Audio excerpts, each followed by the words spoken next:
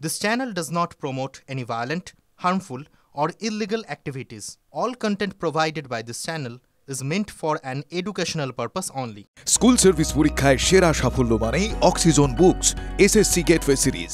নমস্কার, দেখছেন টিভি9 বাংলা। আপনাদের সঙ্গে রয়েছে আমি সম্প্রতি শুরু করছি প্রেস কর্নার। আর প্রেস কর্নারের শুরুতেই যে খবরের দিকে আমাদের নজর থাকছে, এসএসসি দাগি তালিকায় একাধিক শাসক নেতার নাম। তালিকায় হদিশ মিলল বিধায়কের পুত্রবধূ, এমনকি মন্ত্রীর সর্বক্ষণের সঙ্গী। দাগি তালিকায় তৃণমূল বিধায়ক নির্মল ঘোষের পুত্রবধূ, দাগি শিক্ষক শামসুদ্দিন আহমেদ, মন্ত্রী শাবিনা ইয়াসমিন ঘনিষ্ঠ। লক্ষ্য যখন স্কুল সার্ভিস, সঙ্গে আছে গেটওয়ে সিরিজ, অক্সিজন বুকস। এই শামসুদ্দিনের স্ত্রী জেলা পরিষদের সদস্য। তালিকায় পিংলা তৃণমূল নেতা অজয় মাঝির নাম। তালিকায় আরামবাগে তৃণমূল নেতা স্ত্রী নমিতা আদক। নাম রয়েছে রাজপুর সোনারপুরের কাউন্সিলর কুহেলি ঘোষের। দাগি তালিকায় হিঙ্গলগঞ্জের টিএমসি সভানেত্রীর মেয়ে প্রিয়াঙ্কা মণ্ডলেরও নাম। দাগি তালিকায় নাম হুগলি জেলা পরিষদের প্রাক্তন সদস্য বিভাস মালিকের। নাম রয়েছে হুগলি জেলা পরিষদের সদস্য শাহিনা সুলতানারও। নাম আছে রাজ্যের প্রাক্তন মন্ত্রী পরেশ অধিকারীর মেয়ে অঙ্কিতা অধিকারীর।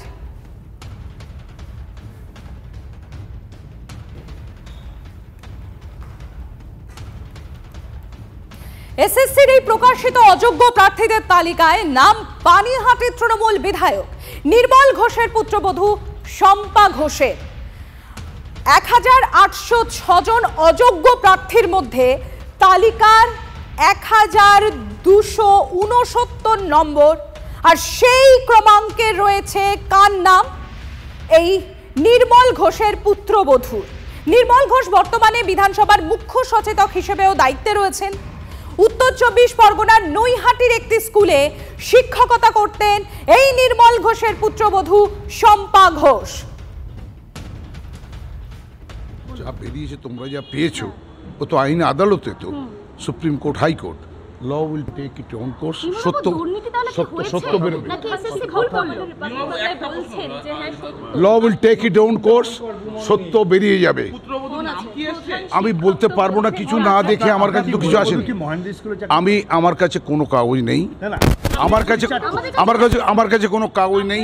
যদি কেউ এসে থাকে, কোনো কাগজ এসে থাকে, আমি চেক করে বলবো। তবে ম্যাটারটা হাইকোর্ট সুপ্রিম কোর্ট চলছে, হাইকোর্ট সুপ্রিম কোর্টের বিচারে সত্যতা বেরিয়ে আসবে।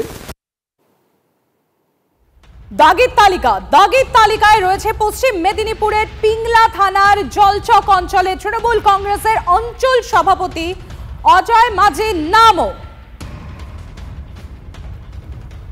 দাগির তালিকায় রয়েছে পশ্চিম মেদিনীপুরে পিংলা থানার জলচক অঞ্চলে তৃণমূল কংগ্রেসের অঞ্চল সভাপতি অজয় মাঝি। সেই অজয় মাঝির নামও রয়েছে এই দাগির তালিকায়। সকালবেলা এই অজয় মাঝির বাড়িতে পৌঁছে যায় টিভি9 বাংলা আমাদের প্রতিনিধি। দেখুন কি হলো।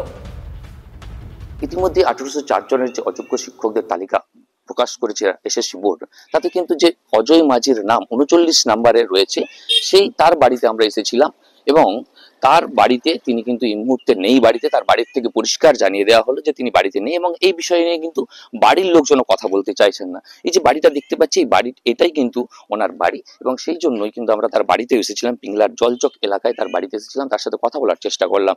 ওনার স্ত্রী কিন্তু পরিষ্কার জানিয়ে দিলেন এই বিষয় নিয়ে তারা কোনোভাবেই মুখ খুলতে চাইছেন না। আর অজয়বাবু এই মুহূর্তে বাড়িতে নেই বলেই কিন্তু পরিবারের পক্ষ থেকে জানানো হচ্ছে।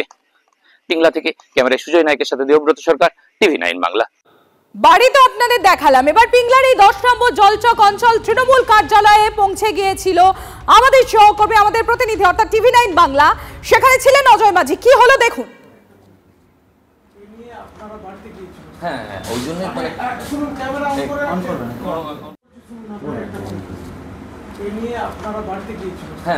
জন্য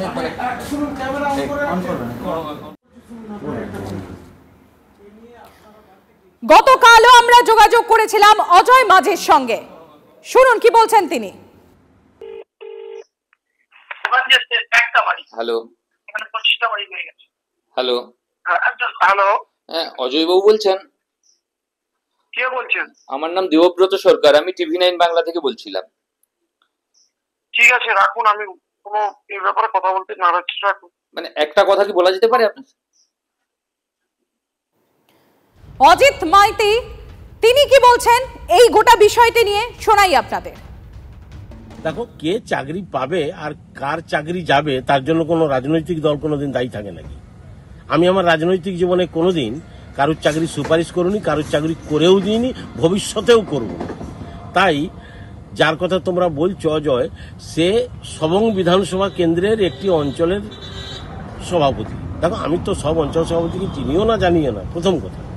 এবারে দ্বিতীয় কথা হচ্ছে, পরিচয় তো থাকবেই।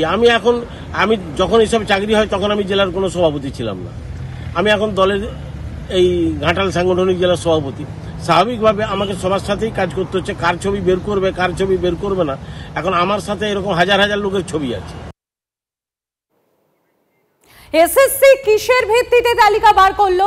কেন তাদেরকে অযোগ্য ঘোষণা করলো এসএসসি? কোন তথ্য দেখে? এমনই প্রশ্ন আমাদের নয়, দাগি শিক্ষক নাজিবুল্লাহ। ওএমআর শিট যেখানে নষ্ট হয়ে গিয়েছে সেখানে অযোগ্যদের তালিকা কিভাবে তৈরি করলো এসএসসি?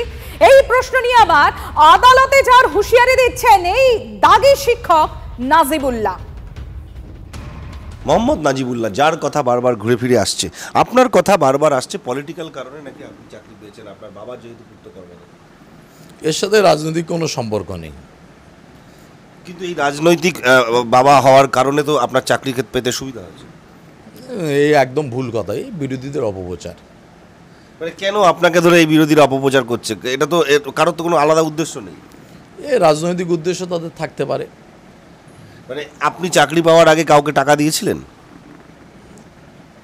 চারানা পয়সা যদি কাউকে দিয়ে থাকি, যদি প্রমাণ করতে পারেন, যা সাজা দেবে আমি তাই মেনে নেব। না, প্রমাণ করার জায়গাতে তো ইতিমধ্যে এসএসসি আপনাকে অযোগ্য বলছে, এবং তার মানে আপনি কোথাও টাকা দিয়েছেন অথবা হচ্ছে আপনার হয়েছে রাজনৈতিক প্রভাব খাটিয়েছেন। এসব হচ্ছে মিথ্যা কথা। মানে এই মিথ্যা কথাগুলো আপনার বিরুদ্ধে কেন হচ্ছে? এই বারবার তারা রাজনৈতিক ষড়যন্ত্র করে কালিমালিপ্ত করার জন্য এই মিথ্যা কথা বারবার আনছে। ওএমআর ভিত্তিতে এই লিস্ট আমরা মানছি না। মানে এখন আপনি অযোগ্য এটাও এসএসসি প্রমাণ করতে পারবে না বলছেন? আশা করছি পারবে না। কেন? যেখানে বিচার চলাকালীনই বারবার অরিজিনাল ওএমআর নিয়ে প্রশ্ন হয়েছে, অরিজিনাল ওএমআর দেখাতে পারেনি। এসএসসি এপিটেবিক দিয়ে জানিয়েছে 1212 জন টেন্টেক, তার মধ্যে কিন্তু আমাদের নাম কোথাও নেই। আচ্ছা, এই এপিটেবিক সব কিছু আমাদের কাছে আছে, আমরা কোর্টে যাব, আইন অনুযায়ী যেটা হবার সেটাই হবে।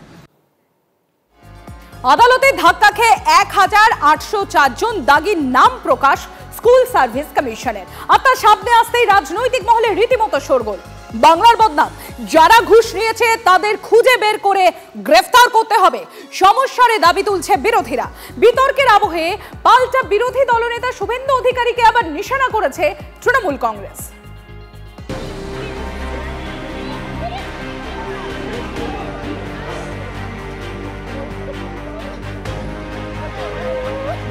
চাকরি চুরি ধরেছিল আদালত। স্কুল সার্ভিস কমিশন যোগ্য অযোগ্য আলাদা করতে পারেনি বলে চাকরি গেছিল গোটা প্যানেলের।